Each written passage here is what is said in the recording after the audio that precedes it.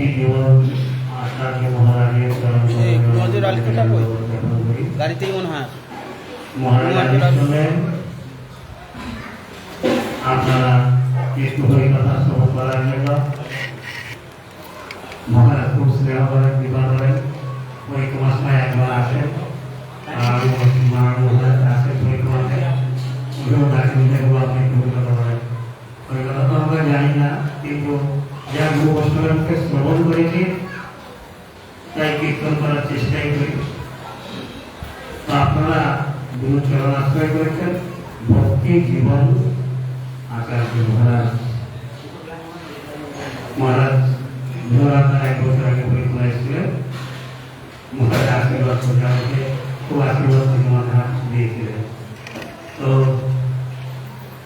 মহারাজ তো প্রতি বছর পরিক্রমায় আসেনি তো নবদ্বীপ আমাদের এই নবদ্বীপ মানে হলো এটা অপ্রাকৃত দ্বীপ এই নটা দ্বীপেই ভগবান শ্রীমান গৌরাঙ্গের সমস্ত লীলা নটা দ্বীপকে নিয়ে নবদ্বীপ বলা হয় আর নটা দ্বীপের মধ্যে আপনারা বা আমরা এখন যেখানে উপস্থিত হয়েছি মধ্যাহ্নকালে এখানে যে প্রসাদ গ্রহণ করলেন গৌর গদাধর শ্রী অঙ্গনে এটা হলো ঋতু দ্বীপ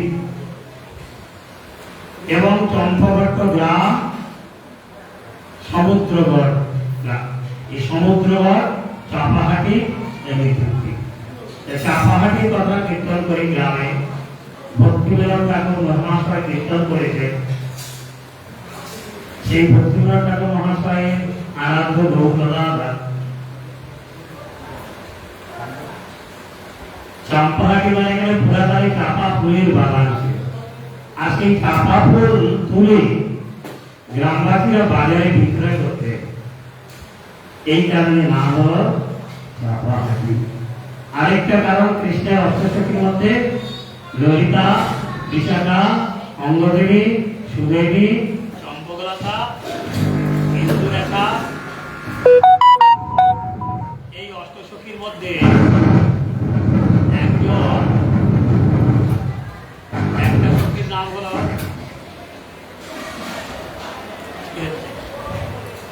হ্যালো হ্যালো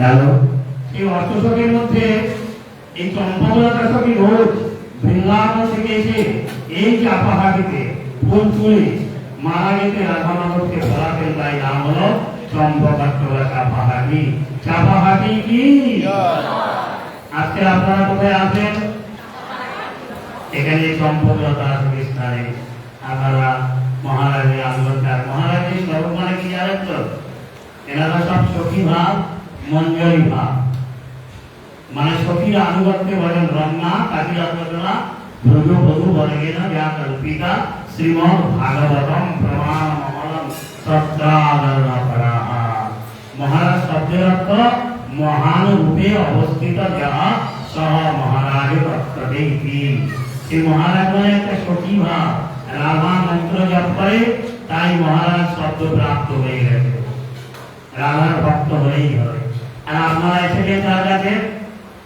রাধারানীর কাছে রাধারানী আর গৌরাঙ্গী রাধা কৃষ্ণ মিলিত তনু তাই গৌরা গলায় দুই রাধারানী এখানে মহাপ্রভু তাহলে আমরা চাপাহাটি কথা শুনলাম এবার ঋতুদ্বীপের কথা একটু শুনি ঋতুদ্বীপ কেন নাম হলো কারণ আটটা দ্বীপ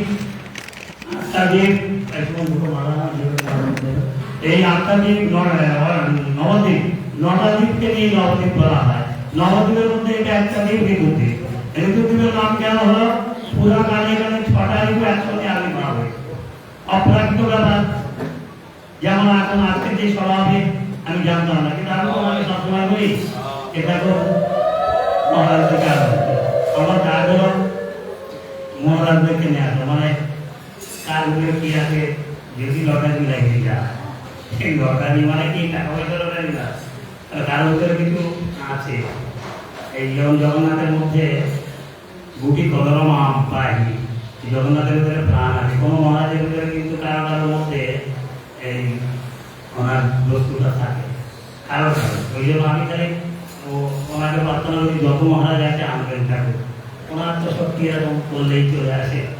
এই কারণে এই অপ্রাকৃত বোঝাবার জন্য ওনারা এরকম এসে গেলেন। আর এসে গেলেন ছয়জন মিলে আলোচনা করলেন তাহলে মহাপ্রভু যে আবির্ভাব হবেন তাহলে কোন ঋতুতে? বর্ষা বলো না ভাই, আমার ঋতুতে আসবে। আমার ঋতুতে প্রচন্ড জল কাটা হয়, দুদিনের জল হচ্ছিল। ঠাকুরকে বললাম ঠাকুর উৎসবের দিকে অন্তত জলটা না হয়, তাহলে হনুমান বেটাটা না আসে। মানে সেই আসল হনুমান আসে কিন্তু খুব কদারি করছে, মানে খুব নাজিয়াল করে। কিন্তু সকালে জপে বসেছি আর দেখি চোখ খুলে দেখি আর আরামে বলে সেই গেছে। তাই জন্মাষ্টমী মিষ্টি তৈরি করে যেখান থেকে খাইলেও হয়েছে, আর ফল খাই এখানে মারি না, সাহস হয়ে গেছে সারা ধরনের নামে মারি করে। তাদের সকালে হনুমান ভোগতে বললাম এখানে সবসময় থাকবে, যদি গদাধরের ভোগ দিতে হয় তাহলে সব সময় ওকে যদি প্রতিদিন নেয় আর ও হাত দিলেই আর ভোগ দেওয়া যাবে। তো যাই হোক সকালে আলোচিত করে খাওয়া হলো, তার মহারাজের ইচ্ছা বলে তাই রন্ধন করে এই অদম্য বৃক্ষটা একটা বিশেষ মহিমা। তো যাই হোক সেই ঋতুদ্বীপে এই 6টা ঋতু, এখন বর্ষা বললো আমার ঋতুতে জল হয়, আমার ঋতু ভালো হয়। গ্রীষ্ম বললেন আমার ঋতু তো প্রচন্ড কষ্ট গরম। শীত বললেন না আমার ঋতু প্রচন্ড ঠান্ডা, আমার ঋতুতেও প্রভু আসবেন না। এইভাবে 5টা ঋতু এক একটা সমস্যা দেখাতে পারেন। ঋতুদের মধ্যে আর একটা ঋতুর আগে বসন্ত, ঋতুর আগে বসন্ত বললেন 5টা ঋতু মিলে হাত জোড় করে বলেন ভাই তোর ভাগ্যের সীমাদি নাই, আমরা তোমার সঙ্গ চাই। তাহলে কেন? বলে তোমার ঋতুতে না আছে জল বেশি, না আছে ঠান্ডা, না আছে গরম। তোমার ঋতুতে প্রভু আবির্ভাব হবে পীত বর্ণ গৌরাঙ্গ দ্বিভুজ, হ্যাঁ দ্বিভুজ গৌরাঙ্গ আজানুলম্বিত ভুজ বিস্ফোরিত পদ্মপত্রে দেয় লোচনোদয়, সেই জীবন গৌরাঙ্গ আবির্ভাব হবে না, আমরা তোমার সহযোগিতা করবো। তাই হোক তোমার যেমন ইচ্ছা। তাই মহাপ্রভু বসন্ত ঋতুতে পরিক্রমাতে সব বৈষ্ণব করে আসেন গদাধরের টানে। গদাধরকে দর্শন করার জন্য নাচতে নাচতে গদাই গৌরাঙ্গ জয় গদাই গৌরাঙ্গ জয় বিশাল ভাব হয়ে যায়। এই রাস্তায় আসে, আমি তো পরিক্রমা যেতে পারি না, কিন্তু এখানে বসে বসে পরিক্রমা আস্থা মেলা করার চেষ্টাই করি। গদাই গৌরাঙ্গ জয় বিশাল মাঠে কেউ কেউ বিলম্ব যায়, কেউ ঘটা যায়, কেউ ঘোড়া হয়ে যায়, কেউ নাচে, কেউ হাসে, কেউ গায়। গদাই গৌরাঙ্গ জয় গদাই এটা গায়ে আছে, কেউ দেখতেও পাচ্ছে নাচছে এসে। আরে মন্দিরে এসে গেলাম মানে এই সবাই এসে গেল হ্যাঁ বাহ মহারাজ আসেন না, মহারাজ আসে খুব আমাকে আসুন আসুন। আমার তো ওটা রাত সারা বছর মরে যায়, নারায়ণ কথা খুব মানে মনে পড়ে। আর কদিন আগে ভাবছিল ওই জন্য যে এখানে উৎসব হবে, মানে উনি তো সর্বান্ত যেমন ভিতরে জাগাচ্ছে আর কি, বলে আসবে তো ভক্ত একটা তোকে যে খুব খাতির করে। মহারাজের কথা এখন মনে হচ্ছে গেল কি জানি সপ্তমার ভাষণটা গেলে 2 দিন পরে মহারাজ দেখবো আমার একটা উৎসব করতে যায়, ভালোই কৃষ্ণ বলরাম আসবে, আনন্দের বিষয়। তো এইরকম সেই বসন্ত ঋতুতে প্রভু আবির্ভাব হলে আর সবাই মিলে ওনাকে আরাধনা করলেন। এই কারণে দ্বীপটার নাম হয়ে গেল ঋতুদ্বীপ। কি ঋতুদ্বীপ? কি ঋতুদ্বীপে সবচেয়ে মহিমা গেল এই ঋতুদ্বীপ হল অভিন্ন রাধা কুণ্ড, যে কার্তিক মাসে আপনারা আমরা বাবাজিরা সারা বিশ্বের সবাই সন্ন্যাসীরা রাধা কুণ্ডে ঘোরাঘুরি যায়, সেটাই হল সাফা। আমি ভাবতাম ঠাকুর ওই রাধা কুণ্ডে তো দেখতে পাই না, বুঝিয়ে দিলেন। ঠিক আছে, এই দেখ রাধা কুণ্ড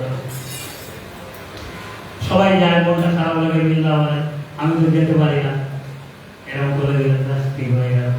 না ঠাকুর ঠিক আছে তোমার সব ইচ্ছে তোমারটা ঠিক আছে, তোমারটা ঠিক আছে। এটা অভিন্ন রাধা কুণ্ড, এটা খালি যখন ওনার সেবা করতে তুমি প্রসন্ন হয়ে যাবেন, একটা আশীর্বাদ আছে, এই আশীর্বাদের পরে যখন দেখতে পাবে বুঝতে পেরে যাবে এখানে সেই রাধা কুণ্ডে রাধা কৃষ্ণ বিহার করছে, দেখা যাবে। হ্যাঁ, এই যে মহারাজ ভালোবাসে, আমি তো আমার যোগ্যতা নেই, ওনার সেবায় যুক্ত আছি বলে সব মহারাজ ভালোবাসে। আর যে সেবায় যুক্ত না থাকে কেউ ভালোবাসবে না। ওই জন্য আমি মহারাজকে খুব ভালোবাসার চেষ্টা করি, তাহলে কানেকশনটা কাটবে না, খুব কম ছাড়বে না আমাকে।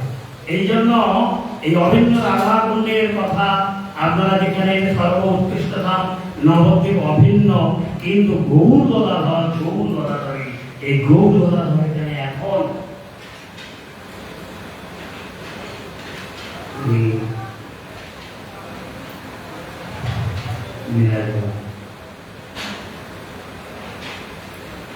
এখন তিনি বিরাজমান, তিনি আমাদের কাছেই আছেন।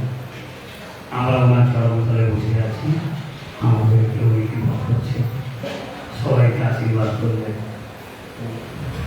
করছেন, শুনছেন আমাদের কথা এবং আমাদেরকে দেখছে যে আমরা কথা বলছি, আমরা প্রসাদ পাচ্ছি, আমরা এসেছি।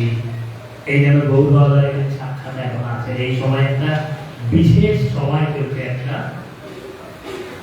কয়েক বছর থেকে একটা বিশেষ সময় চলছে, বিশেষ সময়। ওই জন্য অনেক মানুষ দেখবো আপনি কি করে থাকেন, এই একটু ঘুরে আসতে পারেন না পুরীতে, আর ঠিক আছে আমি যাবো একটু পরে, একটু সময় দেখি পরে যাবো। এই জন্য এই গৌরবাদের মহারাজের সে খুব সত্যি আনন্দ লেগেছে যে মহারাজ তো ভক্তদেরকে নিয়ে আসতেন। এই হলো ঋতুদ্বীপের কথা। আর এরপরে গৌর গদাধরের কি করে প্রকাশ করেন হলো এটা আপনাদেরকে বলি। মহাপ্রভু আজ থেকে 500 বছর এই বছর আগে মায়াপুরে আবির্ভাব হলেন মানব রূপে।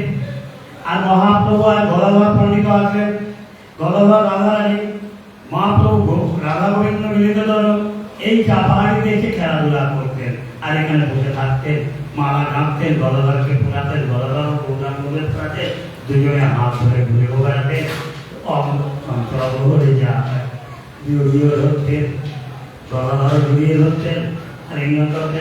গৌরাঙ্গ গদাধরকে আলিঙ্গন গদাধর গৌরাঙ্গকে হাত ধরে ছাড়তেন না। আবার কখনো কখনো গৌরাঙ্গ সুন্দর একটু লীলা করতেন। গাছের বৃক্ষের আলাদা চলে গেছে, গদাধর দেখতে পাচ্ছে না, কোথায় দেখা দাও, কোথায় প্রভু তোমাকে দেখতে পাচ্ছি না, কান্না করে ফেলছে। হ্যাঁ, কান্না করে ফেলছে, প্রভু এই আমি তোমার কাছে আছে, হ্যাঁ ধরিয়ে ধরছে। এই স্থানটা এরকমই, এই গৌর গদাধরের সারে দিব্য ভূমি, তাই গুরু বৈষ্ণবের আশীর্বাদে সেবাটা করার সৌভাগ্য পেয়েছে।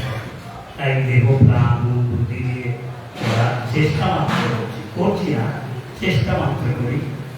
তো এই সেই দিব্য ভূমি মহাপ্রভু যখন লীলা করে মায়াপুরে চলে যেতেন, 24 বছর অতিবাহিত হয়ে গেল, মাঘ মাস এসে গেল, সন্ন্যাস গ্রহণ করলেন। সন্ন্যাস গ্রহণ করে চলে যাচ্ছেন কৃষ্ণকে লাভ করার জন্য। নিজে কৃষ্ণ হয়ে আমি কোথায় কাহা বলন, কোথায় প্রভু তুমি আমাকে দেখা দাও, আমি তোমার বিরহে যুগায়িতম নিমিষেন চক্ষুষা প্রবিশায়িতম শূন্যায়িতম জগৎ সর্বম গোবিন্দ বিরহে নমে। আমি তোমার বিরহে এক কালকে শতযুগ বলে বলতে গাইতে গাইতে কৃষ্ণ নিত্য দাসময়ী হৃদয়ে স্ফুরিল। এই কীর্তন করতে তো মহাপ্রভু ধ্যান হয়ে যেতেন। তাই কৃষ্ণকে পাওয়ার জন্য সন্ন্যাস দিলেন, জগৎ জীবনকে শিক্ষা দেওয়ার জন্য। সন্ন্যাসের নাম হল শ্রীকৃষ্ণ চৈতন্য মহাপ্রভুকে, শ্রীকৃষ্ণ চৈতন্য মহাপ্রভুকে। এই উৎসবে উনি প্রসাদ হয়ে গেছে, সেবা নিয়ে গোবিন্দ একটা বললাম, রবি আজকে সেবাও নিয়ে চৈতন্য দেব। তো আজকের ভালো দিন, খুব শুভ দিন।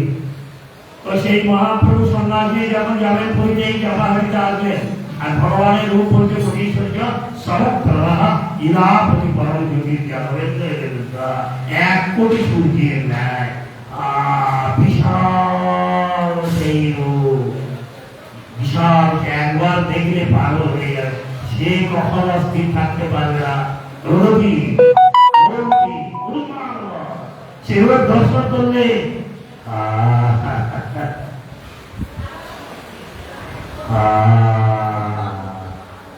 খালি কেবল কাঁদতেই থাকবে, বলে ঠাকুর চরণ থেকে ছেড়ে তোমার চরণ ধরে কাঁদতেই চাই। সে রূপ এত সুন্দর, একবার যদি কেউ দেখবেন আর কখনো ভুলবেন না, কখনো জীবনেও ছাড়বেন না। সব ছাড়া যাবে, ওখানে ছাড়া যাবে না, সব চলে যাবে, ঘর বাড়ি টাকা পয়সা দৌলত অস্ত্র সম্পদ। স্বামী মাকে তুমি ছাড়াবে সবই জায়গা। আর একবার আমার চরণ যদি পাওয়া যায় সব পাওয়া যায়। চরণ যদি পাওয়া যায় কি আপনি চান। তাই এখন এখানে সেই এসেছেন দ্বিতীয় মহাপ্রভু সন্ন্যাস নিয়ে চলে যাবেন পুরীতে। দ্বিতীয় বাড়িয়া বলে এক ভক্ত ছিল গভর্নর পন্ডিতের শিষ্য, কেউ ভাই বলে কিন্তু শিষ্য প্রভাব করেছে। জয় শ্রী সরস্বতীতে বাণীনাথ চরণ ধরে কাঁদতে লাগলো, ঠাকুর আমার বাড়িতে টাকাটা দিয়ে বাণীনাথের বাড়ি। চরণ ধরে কাঁদতে লাগলো, বললো মহাপ্রভু বললো না তুমি দর্শন করে না আমি চলে যাবো, থাকছেই না। তখন বললো ঠিক আছে চলে যাও। ভগবান কখনো উত্তম মধ্যে চোখে জল দেখেন না, ঠিক আছে বাণীনাথ আমি থাকবো তোমার কাছে। বিগ্রহ রূপে তখন ভগবান নিজে এই বিগ্রহ প্রকাশ করলেন। জয় গৌরধন কি, এই সেই গৌরধন ভগবান প্রকাশ করলেন সাক্ষাৎ সেই মহাপুরুষ সময়কার অম্বিকার নামে এটি করে আছে গৌরীরাজ প্রতিকার করে। আর এই গৌর গণবান এখনো এনারা এই রাত্রে ঘরে, এখানে রাত্রে এই বন্দির বিহার করে। এই বছর আছি ঠাকুর থাকেন আর কোনো ছোটবাবু থাকে না, একা। তো ঠাকুর থাকেন বলে সেই বড় থাকি যা ভয় হয়, দুঃখ হয়, কষ্ট হয় বলে ঠাকুর আমাকে আমার এখন ভয় লাগছে। এত রাত্রে তো কেউ কোনো মা কাউকে পাবো না। ঠিক আছে, উনি সর্বদাই কৃপা করে, সর্বদাই কৃপা, খুব করুণা হয়, খুব করুণা হয়। ওনার মতো ভালো করুণাময় আর পৃথিবীতে কেউ নাই, ওনার মতো করুণাময় কেউ নাই। এই সেই গরু গোলা ঘর। তারপরে বাণীনাথ যখন চরণগুলো ধরে কাঁদতে লাগলেন, মহাপ্রভু এই সেবা প্রকাশ দিয়ে মহাপ্রভু চলে গেলেন। আর বাণীনাথের বিগ্রহ স্থাপন করলেন, আর এই বাণীনাথ স্থাপন করে সেবা করলেন। বাণীনাথ সারা জীবন সেবা করলেন। আর বাণীনাথ সেবা করার পরে অন্তর্ধান হয়ে গেল বাণীনাথ। তারপরে সেবাটা নষ্ট হয়ে গেল, 400 বছর জঙ্গলে পরিপূর্ণ, কেউ আসতো না। সপ্তাহে একদিন এক গ্রামের ব্রাহ্মণ নকুল নামে পরিবার বর্ধিত আর মাগরঞ্চ রান্না করে যেত। প্রভুবার 1920 সালে 103 বছর আগে পরিক্রমা করছিল চাঁদের একটা মাটির ঘর আর চারদিকে তালপাতা, মাঝখানে গৌরদার প্রকাণ্ড প্রভু নিচে। প্রভুবার দেখে কাঁদছে, তুমি তোমার এত প্রিয় মূর্তি অতিমাত্র মহাপুরুষ তো প্রভুবার কাঁদছে।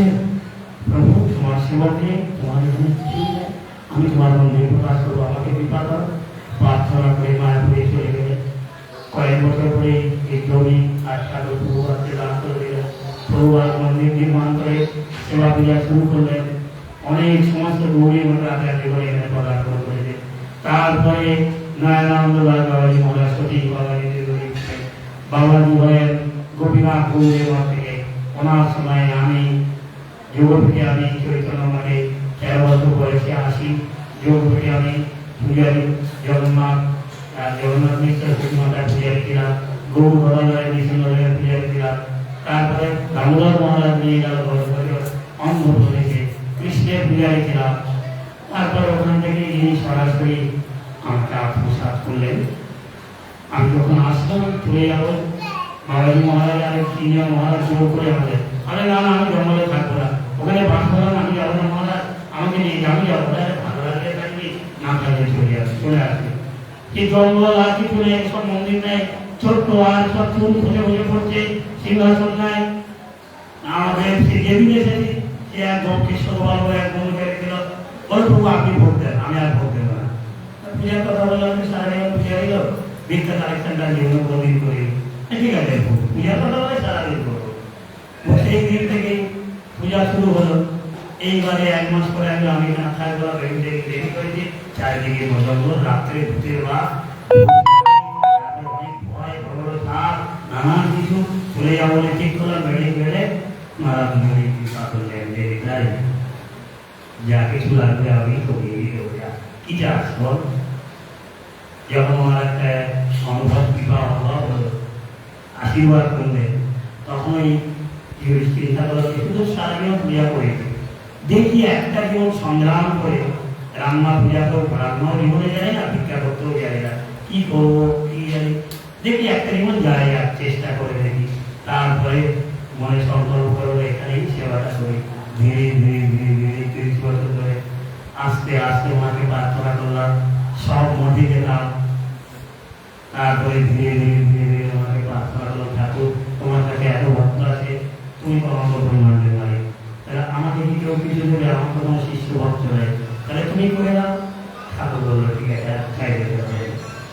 তাই ওনার কৃপাতে আর সব মন্দির হয়ে যাচ্ছে, ঠিক হয়ে গেছে। এইভাবে এই মন্দিরে গৌর গদা হয়। আর ঠাকুর থেকে আমরা তিনজন থাকি, আর মাঝে মাঝে অনেক মহারাজরা এসে যান, তাদের আশীর্বাদ হয়ে যায়। ওনার ইচ্ছা হয় যখন মহারাজদের দর্শন করার জন্য। আর আমার খুব ইচ্ছা হয় যে ওই যে আগে খুব পাঠ করতে যেতাম 15-20 বছর আগে, মানে এখানেই সভা হয়ে যাবে ওনার ভাষায় আর কি। তুমি কোথায় যাবে, তোমার যাওয়ার দরকার কি, তুমি এখানেই অটোমেটিক সভা হবে, এখানেই থাকো।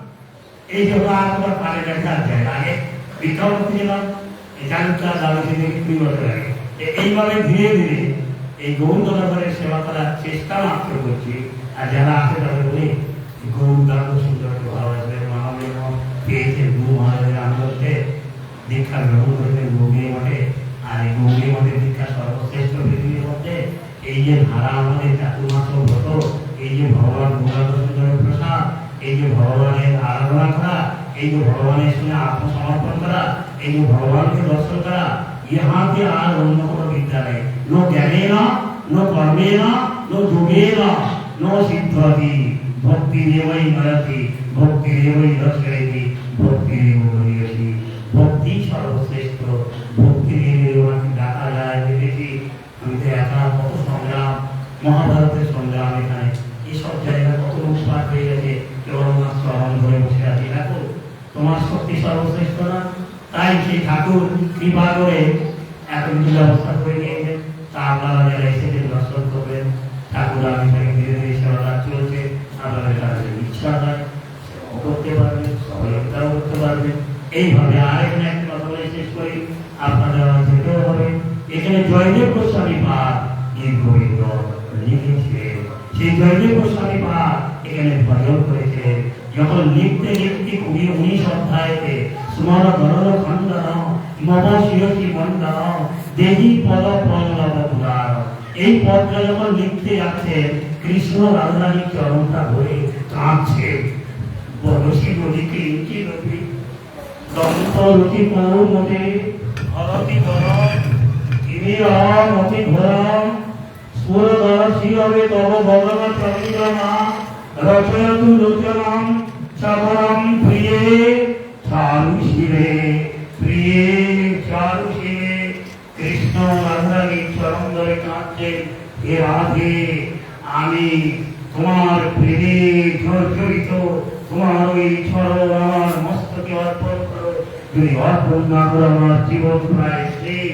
মৃতভর আমি, মৃতভর আমি, দাস অহম মৃতভর তব দাসম। আমার তোমার চরণটা মস্তকে দাও,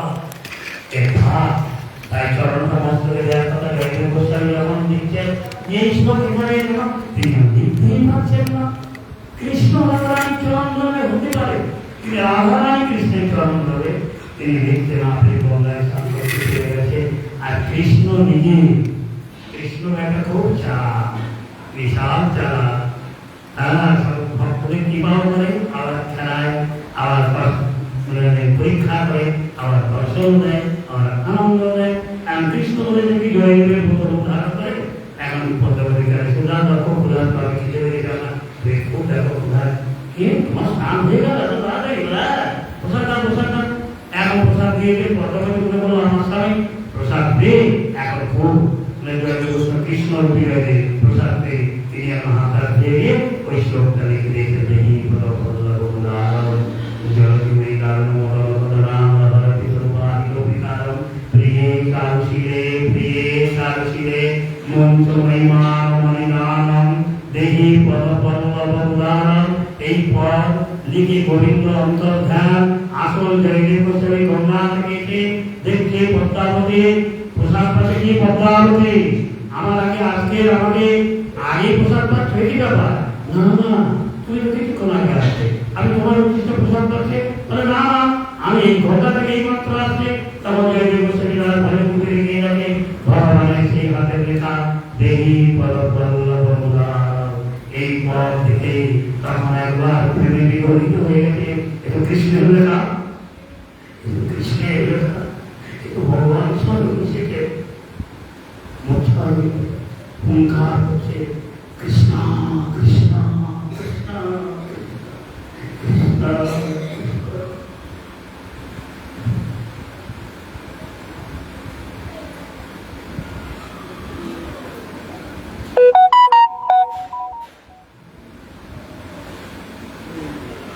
জয় গৌর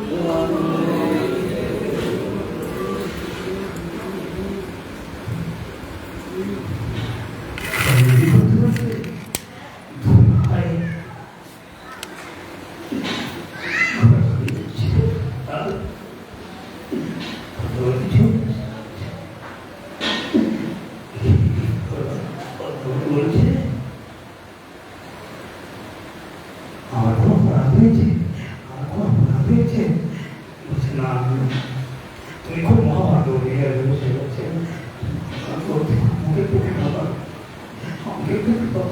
এই দেখো কৃষ্ণ নিয়ে এসেছে, এই মানব জন্মে যদি ব্যবহার ঠিকঠাক কৃষ্ণ তারপরে স্বভাব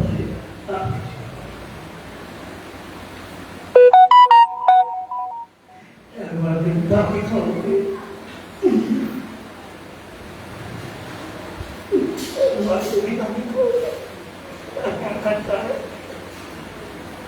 সারা জন্ম জন্ম সেটা মনে রাখবে, আর সেই স্মরণ হয়ে গিয়ে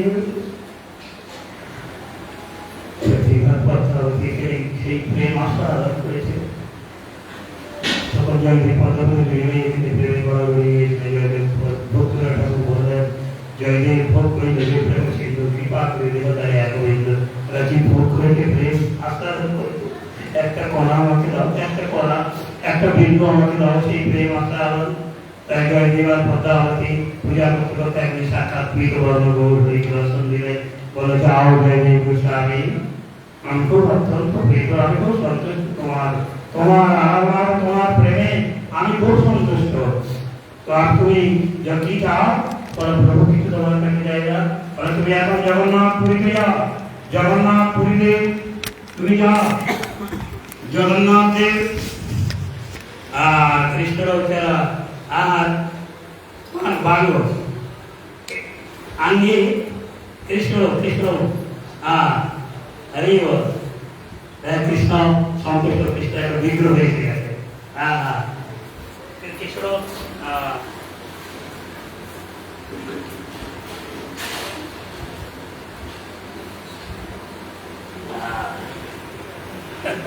এসেছে কৃষ্ণ করে সেটাও কৃষ্ণ এসেছে, ভালো আসেন তামিলনাড়ু থেকে। তো যাই হোক, সেই কৃষ্ণ এখন সেই মহাপ্রভুকে দর্শন পেয়ে গেলেন, আর দর্শন পেয়ে এখন বললো তুমি জগন্নাথ পুরীতে চলে যাও। আর জগন্নাথ পুরীতে আমি যখন মায়াপুরে আবির্ভাব হবো, আর মায়াপুরে আবির্ভাব হয়ে আমি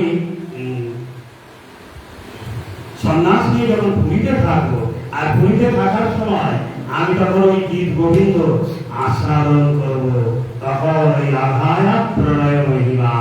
এই জন্য ওই গীত গোবিন্দ কৃষ্ণ খুব আনন্দ পায়। আর কৃষ্ণটা বেঁচে গেলে তো মহারাজের কৃপায় আমাদের নারায়ণ মহারাজ, শ্রীকৃষ্ণ মহারাজ ভক্ত মানুষ চাতুর্মাস করছেন, ওনাদের একটা আশীর্বাদ আছে আমার প্রতি। কি থাকো এই অবশ্যই কথা বলবে, মানব জন্মে একবার তো দেখাও দেবে, আবার কথাও তো বলতেই হবে। আমরা আমাদেরকে আরাধনা করি, কি বলবে না? আমাদের কি বিষয় একদিনও বলবে না? আমাদের কি বলেন? আমাদের সাক্ষী রাখতে চাই, বলবে না? বলবে না? বলবে না? আচ্ছা, আপনাদের জয় হোক। এইভাবেই এই গৌরদলাভা মহাপুরুষ জয়দেব আর পদ্মাবতী ক্রমণ করতে করতে করতে করতে করতে এই স্থান থেকে জগন্নাথ পুরীতে চলে গেলেন। আর যাওয়ার সময় ধামরাটিকে প্রণাম করে অঘোর নয়নে ক্রন্দন করেছে। ওই জন্যই আপনারা যারা মেদিনীপুর থেকে এসেছেন, তারা অনেক ভক্তরা এসেছেন, নানানভাবে কত ভক্ত যায়, খুব ভালোই এই আলাদা সময় করেছে। এটা একটা পরিচয় হলো, একটা দিব্য অনুভূতি হলো যে মহারাজ অনেক ভক্তরা আসেন, ভক্তি জীবন আচার্য মহারাজ ওনারা সব গুরুবর্গ। আমাদের ছোটবেলায় জানেন প্রভুর কাছে থাকি, এই জন্য প্রভুকে বাচ্চাদের সকল বৈষ্ণবের আশীর্বাদ আমার প্রতি হোক, আর আপনারাও আশীর্বাদ করবেন। আর গরিব পদ্মাবতী গরিব সেই গীত গোবিন্দ শিক্ষক ওখানে গিয়ে কোথায় জগন্নাথ পুরীতে গিয়ে রোজ গীত গোবিন্দ গান শ্রবণ করাবে।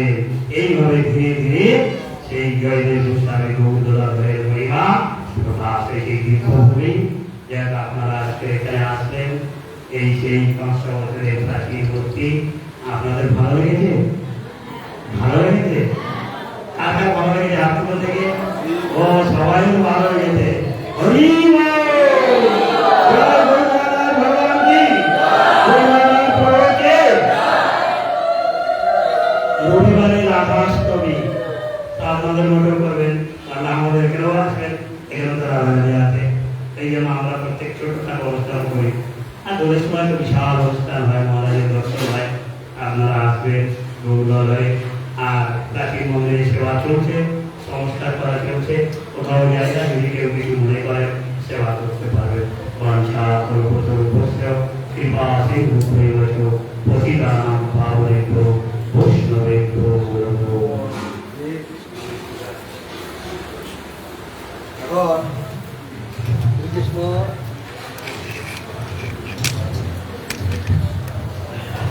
চৈতন্য মঠের বর্তমান আচার্য পরম পূজ্য টেলিভিশন ভক্তিচন্দ্র নরেন্দ্র কৃষ্ণ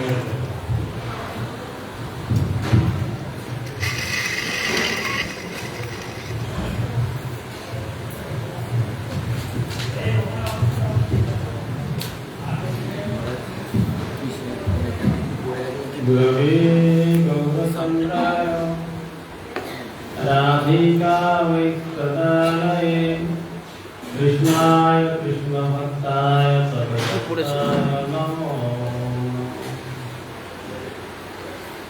श्रीकृष्ण चैतन्य प्रभु नित्यानन्द श्री अद्वैत गदाधर श्रीवासादि गौरभक्तवृन्द। हरे कृष्ण कृष्ण कृष्ण हरे हरे, हरे राम राम राम हरे हरे। আমি সর্বাগ্রে মতিগুলি পাত্র বিষ্ণু কৃষ্ণ ভক্তি জীবন আচার্য মুখ্যমন্ত্রী মহারাজের আপনি চরণ নিবেদন করি। তিনি আমাদের সবাইকে দান করুন। कृपार्थम विष्णुपादस्तु भक्ति प्रकाश श्री विष्णु के गुरुदेव आपके चरणों में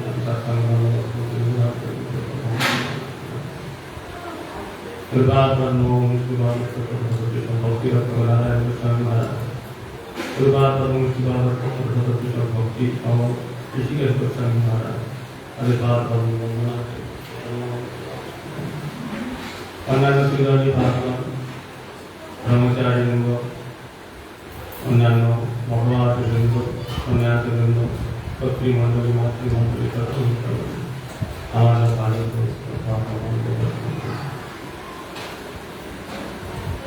গৌরগণীদের একান্ত একান্ত স্বয়ং গোবিন্দ বহু সুন্দর রূপে যে প্রকটিত হয়েছেন, প্রকাশিত হয়েছেন জগতে। এই যে গৌর গোবিন্দ তার শক্তি একান্ত নিবেদন, তিনি গৌর আর গৌর শক্তির মধ্যে ভেদ নেই। তিনি পদাধার রূপে প্রকাশ করেছেন। পঞ্চতত্ত্বাত্মকং কৃষ্ণং ভক্ত্যাবতারং ভক্ত্যাখ্যং নমামি ভক্তঃ। পঞ্চতত্ত্বাত্মকং কৃষ্ণ, কৃষ্ণই এই পঞ্চতত্ত্ব রূপে নিজেকে প্রকাশ করেছেন। আত্মাকাম নিজেকে এই যে পঞ্চতত্ত্ব রূপে ভগবান প্রকাশিত হয়েছেন, তাদের অন্যতম হলেন রাধা ভাবে ভাবিত। কৃষ্ণ ভাবে রাধারানী যেমন সর্বদা ব্যাকুল থাকতেন, কৃষ্ণ ছাড়া যার আর দ্বিতীয় কোনো ধ্যান ছিল না, কোনো চিন্তা ছিল না। যে রাধারানী পরম আদরের সঙ্গে বলেছেন যে নিজ সুখে মানে কাজ পরুকার শিরে বাজ, কৃষ্ণের মাত্র চাহিয়ে সন্তোষ। রাধারানীর একমাত্র সর্বক্ষণে সেবার বস্তু ছিলেন শ্রীকৃষ্ণ সর্বক্ষণ কৃষ্ণের মাত্র চাহিয়ে সন্তোষ, কৃষ্ণের সন্তোষই রাধারানীর সন্তোষ। সেই রাধা শক্তি মহাপ্রভু শাশ্বত নির্বাচন গদাধর পণ্ডিত দত্ত মহাপ্রভু ব্যতীত তিনি কিছু মহাপ্রভু যখন সন্ন্যাস গ্রহণ করে পুরীধাম চলে গেলেন, গদাধর পণ্ডিত মহাপ্রভুর সঙ্গে পুরীতে গিয়ে এখানে টোটা গোপীনাথে সেবা গ্রহণ করেছে।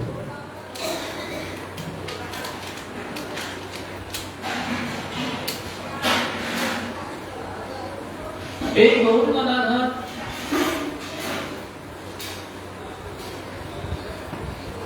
মহাপ্রভুর সময়ে 500 বছরের উপর হল এই বিগ্রহ।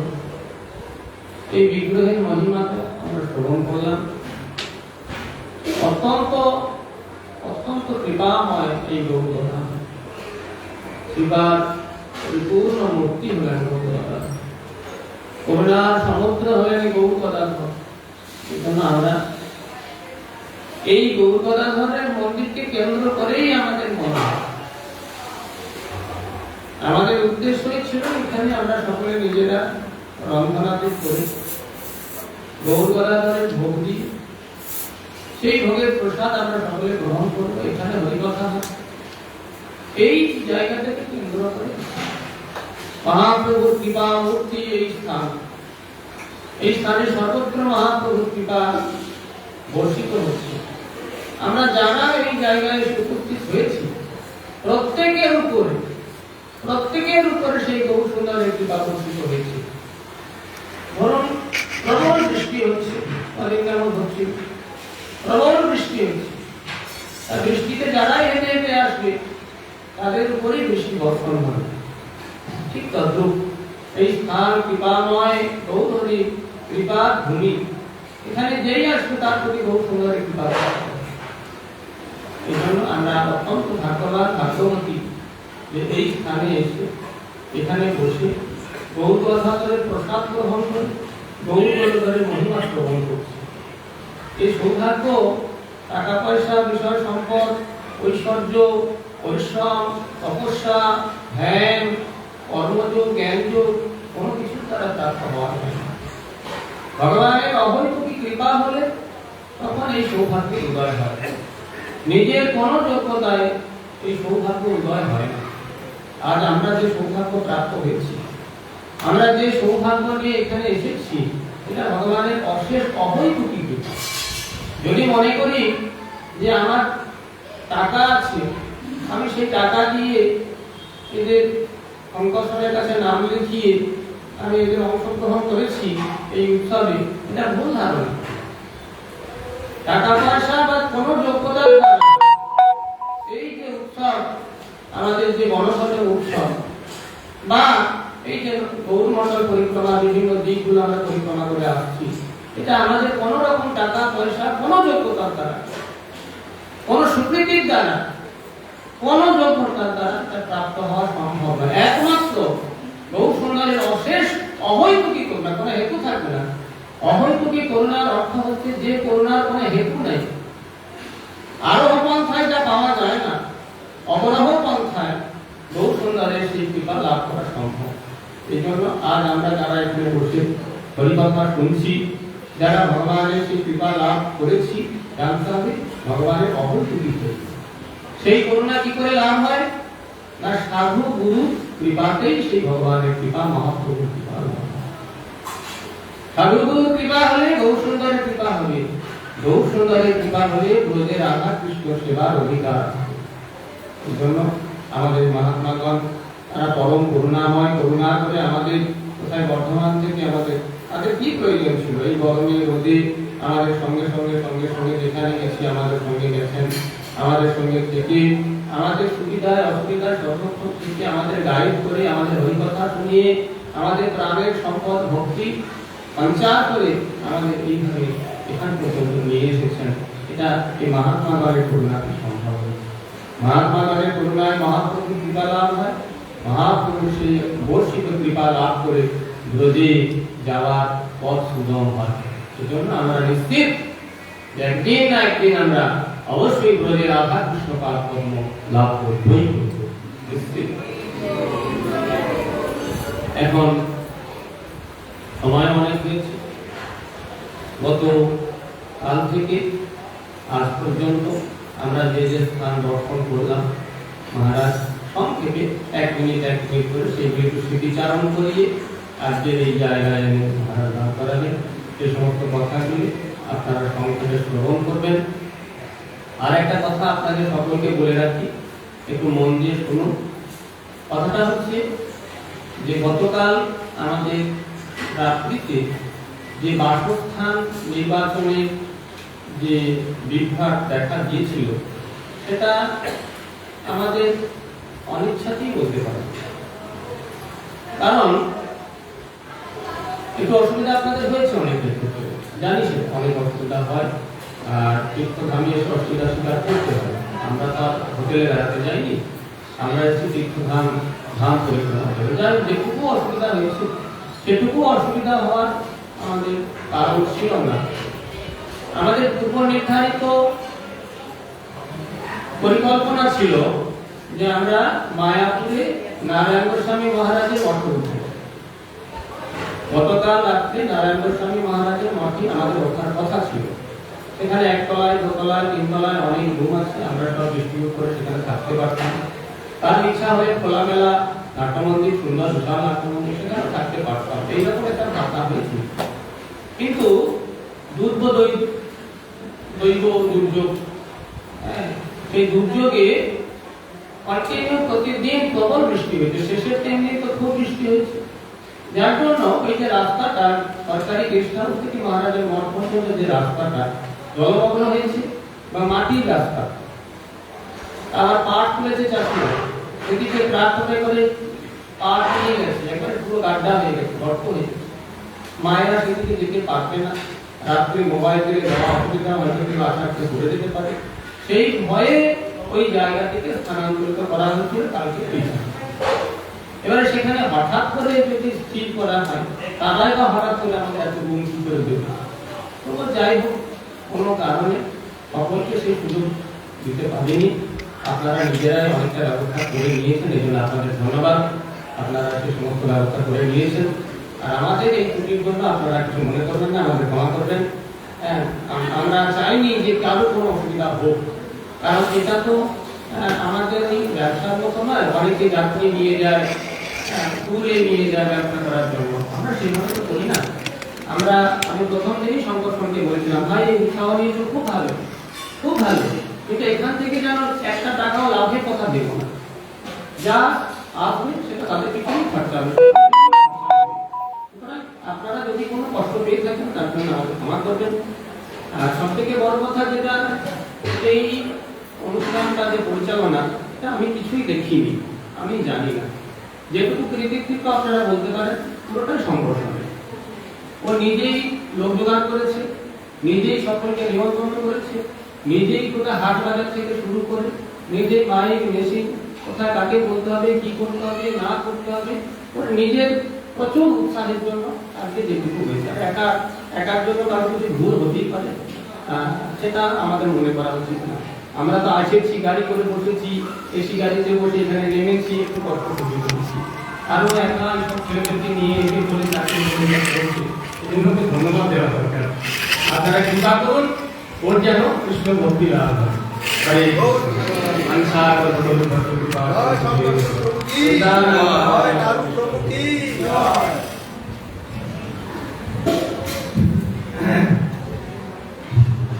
হরে কৃষ্ণ।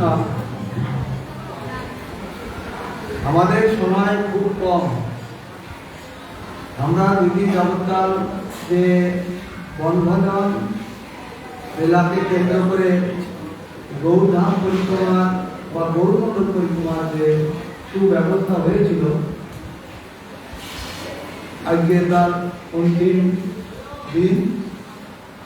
গতদিন আমরা মঠ থেকে পরিক্রমা করতে করতে প্রথম দেবস্থানে উপস্থিত হয়েছিলাম। এটা একটি বিশেষ জায়গা, আপনারা ভ্রমণ করেছিলেন ইসলাম মহিমার কথা। পানিহাটি জায়গাটির নাম সোদপুর। পানিহাটি বা আমাদের বৈষ্ণবের ভাষায় ওই স্থানের নাম হচ্ছে চিরালতি দণ্ড মহোৎসবের স্থান। সর্বপ্রথম গুরু কৃপা না হলে কখনো ভগবত কৃপা হয় না, যার জন্য মঠের থেকে যে এই যে জায়গাটা নির্বাচন বা স্থানটা নির্বাচিত হয়েছিল, সেটা অত্যন্ত আমাদের সৌভাগ্যের বিষয়। কেন যে সর্বপ্রথম আগে গুরু কৃপার দরকার, তাই আমরা সেখানে শ্রীমান নিত্যানন্দ প্রভু অভিন্ন কৃপার পদ্ম রঘুনাথ দাস গোস্বামী সেখানে এসেছিলেন এবং তিনি পূর্বে যে ভগবানের কাছে গিয়েছেন গুরুকে বাদ দিয়ে। এইটাই আমাদের শিক্ষণীয় বিষয় যে স্বতন্ত্রভাবে ভগবানের কাছে কখনো যাওয়া যায় না। স্বতন্ত্রভাবে ভগবানের ভজন করলে ভগবান প্রসন্ন হন না। একমাত্র গুরু বা আনুগত্যে যখন আমরা শ্রী ভগবানের চরণ পাদ করতে যাব, তখন ভগবান আর উপেক্ষা করবেন না, ভগবান তখন আমাদের তার চরণে আশ্রয় দিবেন। এই শিক্ষাটি আমরা সেখানে পেয়েছিলাম শ্রীমান রঘুনাথ দাস গোস্বামীকে দিয়ে। জগৎগুরু শ্রীমান নিত্যানন্দ প্রভু সেই যে জগতের করুণা করার জন্য, কৃপা করার জন্য ওই লীলাটি করেছিলেন চিরালতি দণ্ড মহোৎসব বৈষ্ণব সেবা। তারপরে আমরা গিয়েছিলাম কোথায় না রাঘব পণ্ডিতের ভবন। রাঘব পণ্ডিত চৈতন্য মহাপ্রভুর জন্য বঙ্গদেশ থেকে অনেক রকমের উপকরণ নিয়ে যেতেন মহাপ্রভু সেবার জন্য। দৈনন্দিন দেবী অনেক কিছু তৈরি করতেন, যেমন বিবিধ প্রকারের লাড্ডু, বিবিধ প্রকারের সেই আচার, সব কিছু তৈরি করার পর যখন রাঘবের ঝালি এখান থেকে যেত, রাঘব পণ্ডিত যখন ঝালি সাজাতেন মহাপ্রভু সেবার জন্য, তখন দয়বতী দেবী বলতেন, দাদা আমিও কিছু সেবার উপকরণ পাঠাবো, তুমি এটা নিয়ে আমার এই বস্তুগুলো নিয়ে যাবে। তাহলে সেগুলো কি?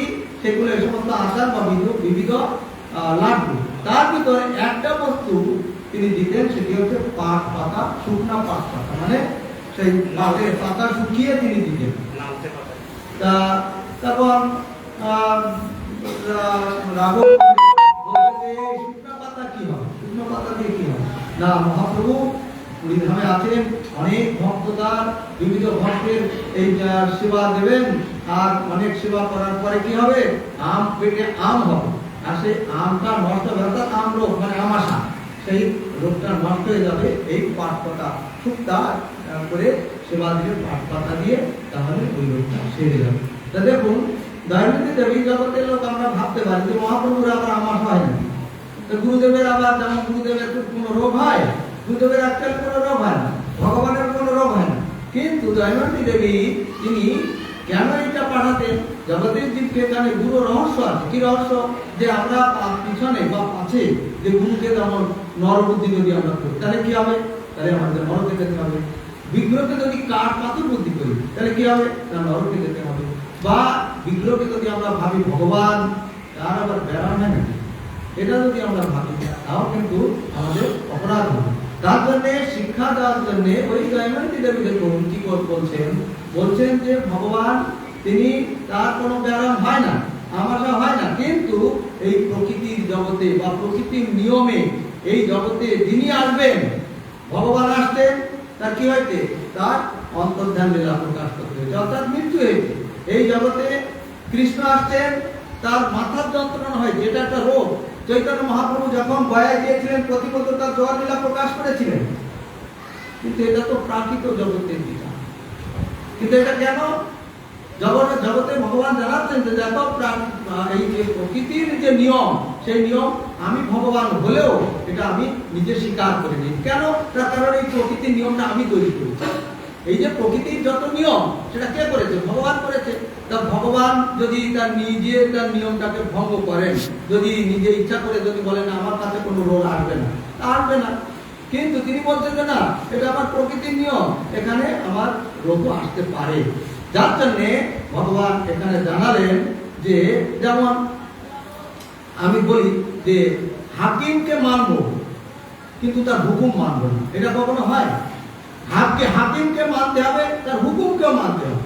তা ভগবানের যে নিয়ম কথা এটাও মানতে হবে আমাদের, আবার ভগবানকেও মানতে হবে, তাহলে ভগবানকে মানা হবে। যার জন্যে ভগবান এইসব বিবিধ লীলা করেছিলেন। তিনি জল লীলা প্রকাশ করেছেন দ্বারকা লীলায়, আর মহাপ্রভু যখন এসেছিলেন তখনও তিনি জল লীলা প্রকাশ করেছেন।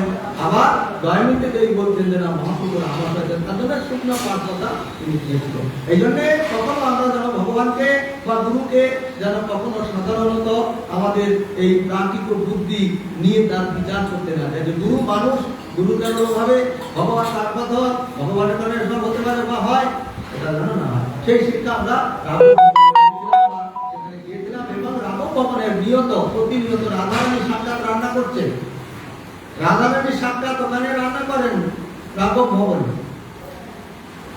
পরবর্তীতে আমরা আবার পরিশ্রম করতে করতে এসেছিলাম কোথায় না, চাঁদধাম। চাঁদধাম ওটা অ্যাকচুয়ালি নাম হতো, স্থানের নাম হতো চক্রদহ। যে চক্র মানে রথের চাকা ডেবে গিয়েছিল, কার রথের চাকা ডেবে গিয়েছিল মাটির নিচে, হচ্ছে আমাদের ভগীরথ যখন গঙ্গা নিয়ে যাচ্ছিলেন, সেই ভগীরথ গঙ্গা নিয়ে যখন যাচ্ছেন তখন ওই রাস্তা দিয়ে গঙ্গা ওই রাস্তা দিয়ে যাচ্ছিলেন, তখন ওই রথের চাকাটা গেড়ে যায়। যার জন্য স্থানের নাম হয় চক্রদহ।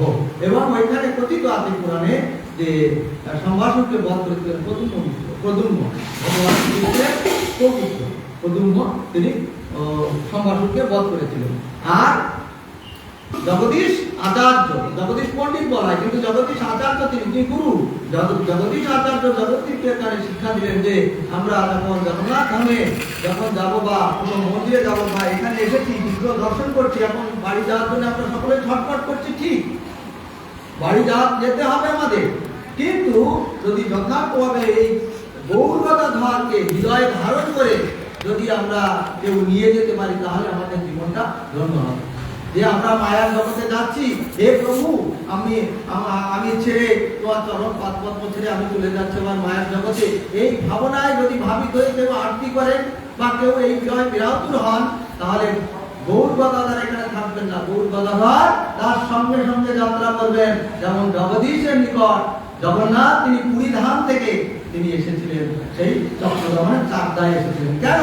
তার কারণ তিনি দর্শন করে তিনি ভেবেছিলেন যে বিগ্রহ আমার সঙ্গে যদি দেখতেন, আমি প্রাণের মতন হৃদয়ে একেবারে আরতি নিয়ে ভক্তি করে আমি সেবা দিতে পারতাম। তাই সেবা গ্রহণ করার জন্য জগদীশ আচার্যের নিকটে ওই জগন্নাথ এসেছিলেন। তার পরবর্তীতে আমরা আবার অদ্বৈত প্রভু শ্রীপাঠে এসেছিলাম। অদ্বৈত প্রভু মহাবিষ্ণু অবতার, তিনি হচ্ছে আমাদের গৌরাঙ্গা ঠাকুর। তিনি এসেছিলেন মহাপ্রভু স্বয়ং ভগবান তার হুঙ্কারে, তার ডাকে তিনি এসেছিলেন, তার আসনটা তৈরি করেছিলেন।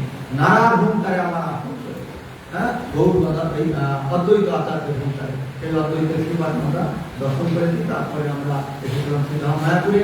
সকালবেলায় আমরা মায়াপুরে আমাদের শ্রী চৈতন্য গৌরমঠের বিগ্রহণ দর্শন করেছি। তারপরে আমরা গিয়েছি যোগপীঠ, মহাপ্রভুর আবির্ভাব স্থান, আপনারা সেখানে শ্রবণ করলেন মহাপ্রভু আবির্ভাব স্থানের মহিমা কথা।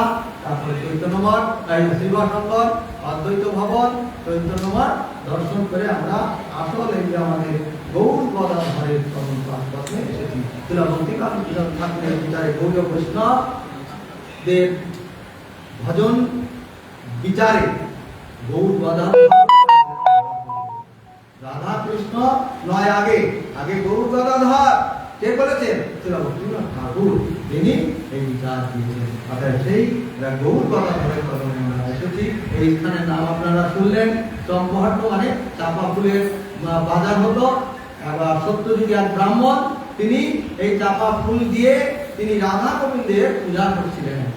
একদিন পূজা করতে করতে হঠাৎ তার সম্মুখে সাক্ষাৎ গৌর রূপ ধারণ করে রাধা কৃষ্ণ মিলে গেলেন এবং গৌর রূপ ধারণ করে তাকে দর্শন দিয়েছিলেন। তখন তিনি প্রেমে অত্যন্ত আপ্লুত হয়ে তখন তিনি বিচার করেছিলেন যে প্রভু, সত্যযুগের ঘটনা দেখুন, সেই সত্যযুগে প্রভু আপনি এই রূপে আসবেন কলিযুগে প্রেম ভক্তি প্রচারের জন্যে। আর মহাপ্রভু তখন তাকে কৃপা করলেন, আশীর্বাদ করলেন যে তুমিও যাবে আমার সেই লীলাতে। তাই পরবর্তীতে সেই ব্রাহ্মণ দ্বিজ বাণী না পূর্বে পরবর্তীতে এই গৌর গদাধরের সেবা করেছিলেন। অতএব এই অত্যন্ত পবিত্র স্থান শুনলেন। এখানে জগন্নাথ আমাদের জয়দেব প্রথমে মায়াপুরে আমাদের সেই জয়দেবের শ্রীপাঠ আছে, সেখানে কিছুদিন বাস করেছিলেন। ওখানে দশবতার স্তোত্র পাঠ করে লিপিবদ্ধ করেছিলেন। তারপরে এখানে এসেছিলেন। তারপরে তিনি পুরীতে যাত্রা করেছিলেন। অতএব এই স্থান অত্যন্ত পবিত্র। শুনলেন ঋতু দ্বীপ, 6টি ঋতু, তার ভিতরে বসন্ত রাজা, বসন্ত হচ্ছে ঋতুরাজ, সেই ঋতুতে গৌরবর্ণী ভগবান এসেছিলেন এবং 6টি ঋতু সেই বসন্ত রাজের আনুগত্যে গৌরহরির সেবা করেছিলেন। গৌরহরির সেবা কি করে করলেন? যখন বৃষ্টির প্রয়োজন বৃষ্টি দিয়েছিলেন, যখন শীতের প্রয়োজন শীত প্রদান করেছিলেন, আর যে যেমন যে ঋতুতে যে তার যে সেবা, সেই সেবা গৌরহরিকে করেছিলেন।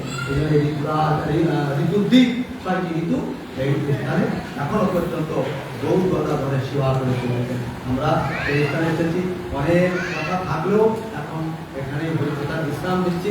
এখন আমাদের যেসব বক্তাগণ আছে বলবেন, আমি এখানে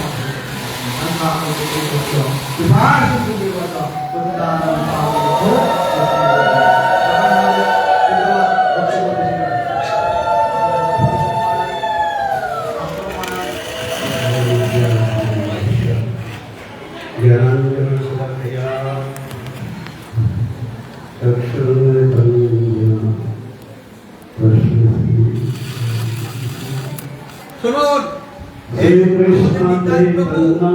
ইনি এখানে সেবাই, প্রধান সেবাই, উনি একাই গৌর গদাধরের সেবা করেছিলেন। আমরা বলতাম যে ওর সাহায্যকারী নেই, রান্নাকারী নেই, ও এখানে পারবে না। উনি একা রান্না করে, हरे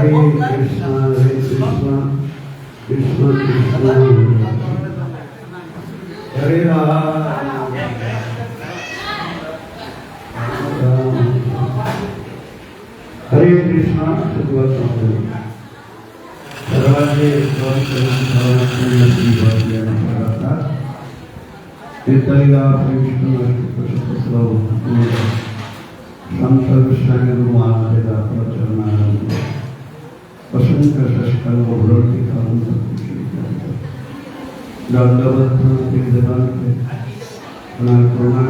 कल्पना करी मंचे समासीन कृष्णपाद परमंश परिग्राह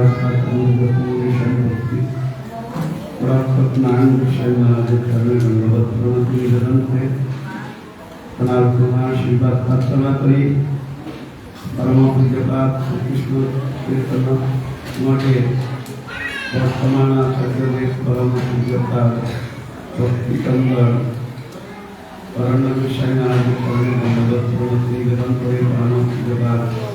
विष्णु महाराज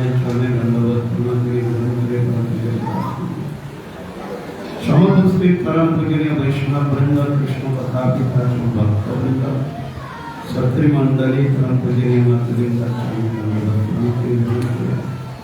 सबार आशीर्वाद प्रार्थना करছি আমরা একত্র যাবত সবাই এই স্থানের মহিমা শ্রবণ করে মহারাজ আমাদের আদেশ করেছেন আমাদের বদ্রীনাথ ঠাকুরের কথায় বৃন্দাবনের মধ্যে নবদ্বীপ ধামে বাদিভক্তির খানি সচিরানন্দন চরণের শূন্য লৌকিক সম্বন্ধ দেন। এই স্থানে আপনারা শুনেছেন আমাদের পরম পূজ্যবান নিত্যানন্দ প্রভু বর্ণনা করেছেন, শুনেছেন সত্যযুগ এখানে গৌর সুন্দরের দর্শন পেয়েছিলেন বিপ্র। এই স্থানটি চাম্পাহাটি, এখানে সব আমার গুরু পালমা এখানে পরিক্রমা নিয়ে আসতেন। এখানে রাত্রি অবস্থান করে তখন নাটক হতো তার নবদ্বীপ ধাম পরিক্রমা। এটা চম্পকট্টমানি, এটা আবার এটাকে গুরুত্বান্ন বলতে এটা চম্পকগণ, কেন এখানে সব চাপাত আর আপনারা শুনেছেন পঞ্জাবী সেই লীলা করেন ব্রত রায় নতুন ভগবান। এই যে গৌর গদাধর আমার ভক্তিবৃন্দ ঠাকুরের কথায় উনি রাধা মাধব যুগল মিত্র, রাধা এবং মাধব। তাই এই রাধা মাধবের শোভা হতো এই চম্পক ফুল। রাধারানী খুব প্রিয় ছিলেন তো চম্পক পণ্ডিত করুণাময়ী বিষানন্দ শ্রীমতী রাধা ঠাকুর। এই জন্য রায় রামানন্দ সম্বন্ধে আমরা পাই, পहिले দেখলাম তোমার সন্ন্যাসী স্বরূপ, এবার তোমার দেখে আমি শ্যামু করু, তোমার অগ্রেতে দেখি চম্পক পাঞ্চালিকা, তার অঙ্গকান্তি তোমার সর্বঙ্গ। স্বয়ং শ্যাম সুন্দর রসরাজ শ্যাম সুন্দর তার অঙ্গকান্তিকে রাধারানী করুণাময়ী বিষানন্দ শ্রীমতী রাধা ঠাকুরানী তার অঙ্গকান্তি দিয়ে ঢাকা দিয়ে দিয়েছে। এই জন্য তো এই স্থান স্বয়ং কৃষ্ণ শ্যাম সুন্দর তার প্রেমের দিন সুখ করার জন্য তিনি তার অঙ্গ এবং কান্তিকে হরণ করেছিলেন। আমার গুরুপান বলতেন, যে কাঁদন কাঁদিয়াছে মোরে আমি কাঁদাতাম তেমনি করে, এমন তো জীবদয় গুরু বঞ্জনা যদি আসিতে ব্রজদান শ্যাম তুমি যদি রাধা কৃষ্ণ। সেই শ্যাম সুন্দরী করুণাময়ী বিষানন্দ শ্রীমতী রাধারানী অঙ্গ এবং কান্তিকে চুরি করে তিনি একটি বর্ণচোরা সঙ্গে চলে এসেছিলেন জগৎকে জানানোর জন্য। ভক্তি প্রেম ভক্তি, সেই প্রেম ভক্তিকে আপ্লুত হয়ে আজকে এখানে গৌর গদাধর রূপে আছেন। গদাধর পণ্ডিতের রাধারানীর অবতার, গৌর সুন্দরের পরিপূর্ণ শক্তি তিনি। এই জন্য আপনারা শুনেছেন যখন নীলাচল লীলায় তিনি প্রবেশ করলেন মহাপ্রভু, তখন কিন্তু গৌর গদাধর এখান থেকে গিয়েছিলেন, গদাধর পণ্ডিত গিয়েছিলেন। গদাধর পণ্ডিতকে বললেন, আমি যেখানে যাবো তাহলে সেখানে আমার সঙ্গে যাবে। মহাপ্রভু বললেন, এক কাজ করো, এসেছ তুমি ক্ষেত্র সন্ধান গ্রহণ করো, করে এখানে টোটা থেকে গোপীনাথকে প্রকাশ করেছিলেন, করে এই গোপীনাথের সেবাটা তিনি মুক্ত করেছিলেন। সেই গদাধর পণ্ডিত গোপীনাথের সেবা করতে করতে মহাপ্রভু যখন আবার নীলাচল থেকে বৃন্দাবন যাবেন উৎকণ্ঠায় যাচ্ছেন, গদাধর পণ্ডিত চিন্তা করলেন যে আমি তো গৌরকে ছাড়া থাকতে পারবো না। তিনি বিরহ প্রকাশ করে যখন কটক পর্যন্ত আসলেন, তখন মহাপ্রভু বললেন যে গদাধর যদি চলে আসেন টোটা গোপীনাথকে ছেড়ে, তাহলে টোটা গোপীনাথের সেবা কি করবে? তখন গদাধর পণ্ডিতকে বললেন, তুমি ফিরে যাও, তুমি চলে আসলে টোটা গোপীনাথের সেবা কি করবে? বললেন, না, আমি তোমাকে ছেড়ে থাকতে পারবো না, আমি একা তোমাকে ছাড়বো কি করে, আমি তোমাকে ছাড়া থাকতে পারবো। এই জন্য সেই গদাধর পণ্ডিত এ মহাপ্রভু বললেন যে তুমি কি আমাকে ভালোবাসো, আমাকে প্রীতি করো? যদি আমাকে তুমি প্রীতি করো, ভালোবাসো, তাহলে টোটা গোপীনাথকে ভালোবাসা, আমাকে ভালোবাসা। তুমি যদি আমার টোটা গোপীনাথের সেবা ছেড়ে চলে যাও, তাহলে আমার প্রতি ভালোবাসা আর প্রীতি কি হলো? এই টোটা গোপীনাথে আমার প্রাণনা। তুমি যদি আমাকে প্রীতি করো, ভালোবাসা চাও, আমার প্রীতি চাও, তাহলে তুমি প্রত্যাবর্তন করো ঠিক গোপীনাথের সেবা। সেই গদাধর পণ্ডিত সেবা করতে করতে গোপীনাথকে যখন অসমর্থ হয়ে পড়লেন, তখন এই গোপীনাথ গদাধর পণ্ডিতের কাছে প্রত্যহ তার কথামৃত শ্রবণ করত।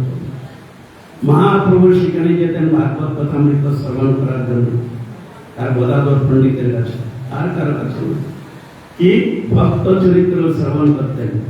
সেই ভক্তিরই একমাত্র এই জন্য ভক্তাবতারণ ভক্তাখ্যান নামা ভক্ত শক্তি।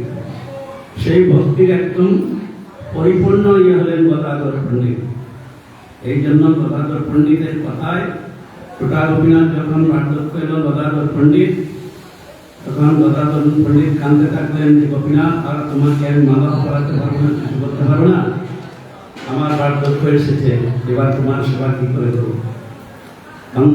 চোখের জল দেখে গদাধর পণ্ডিতের গোপীনাথ বসে বললেন যে তুমি আমার সেবা করতে হবে, তুমি আমাকে মালা পরাবে, তোমাকে চন্দনে চলে যেতে হবে। এই জন্য গদাধর পণ্ডিত মহাপ্রভুর এইখানে ভক্তিকে প্রকাশ করার জন্যই গদাধর পণ্ডিত আছেন এখানে।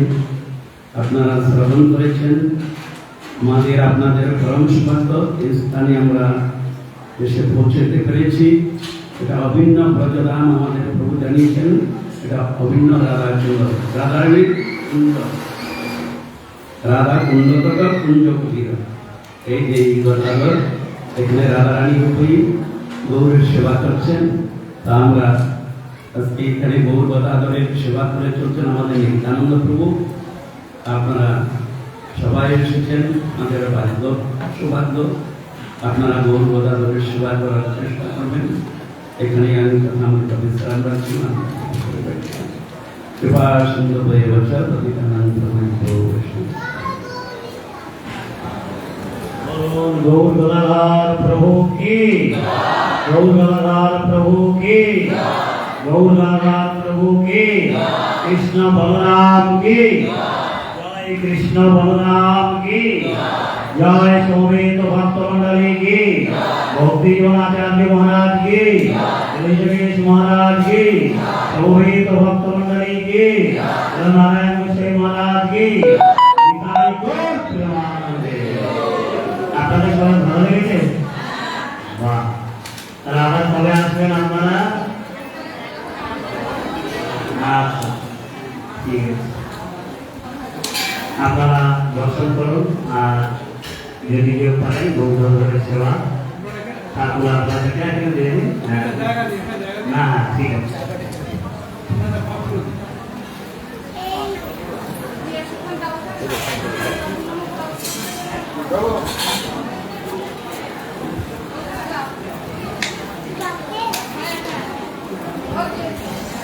যার যেমন ক্ষমতা থাকে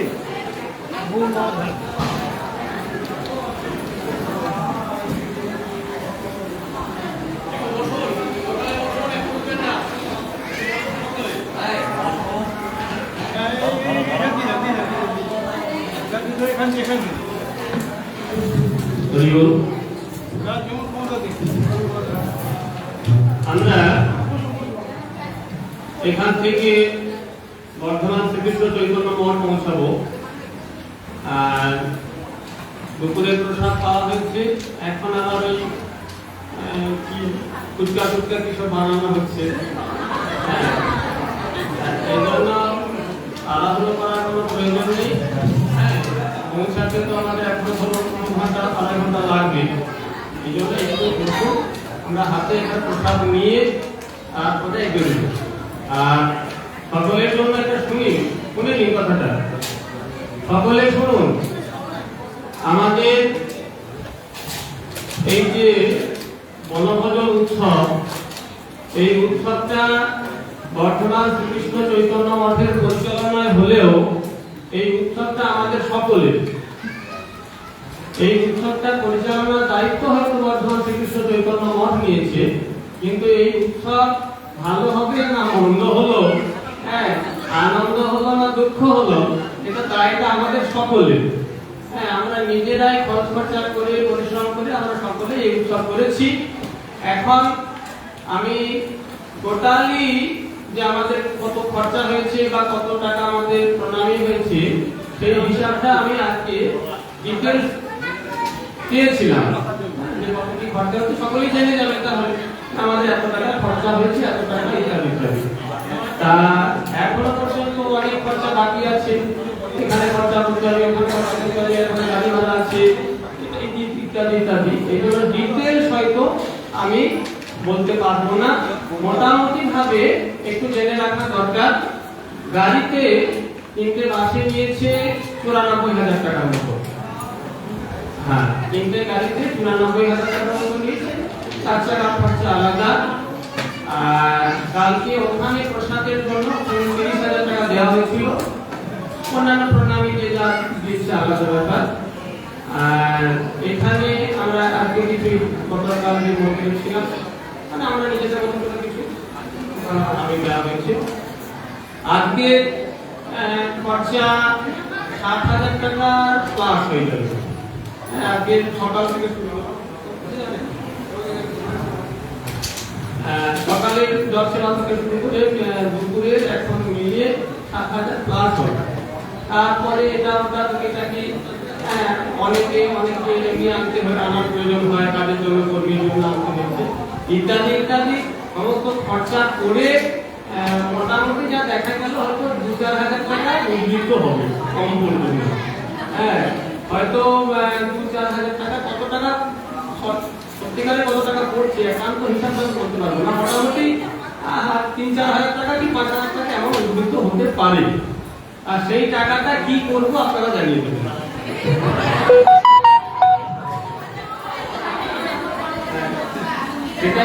সেটা কি জমা রেখে দেবো আগামীকালের জন্য?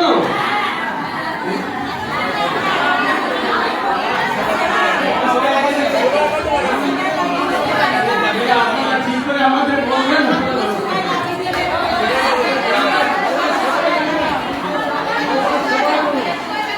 জয় গৌর গদাধর কি, জয় শ্রীমান নিত্যানন্দ প্রভু কি, পার্ষদ গৌর হরি কি, জয় গৌর প্রেমানন্দে।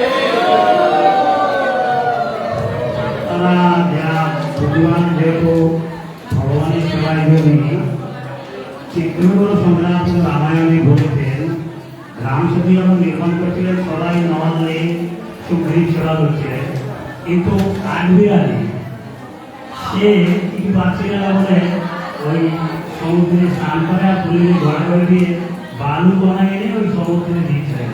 রামচন্দ্র থেকে সন্তুষ্ট হয়ে গেল, বাহ সুন্দর ভাবল।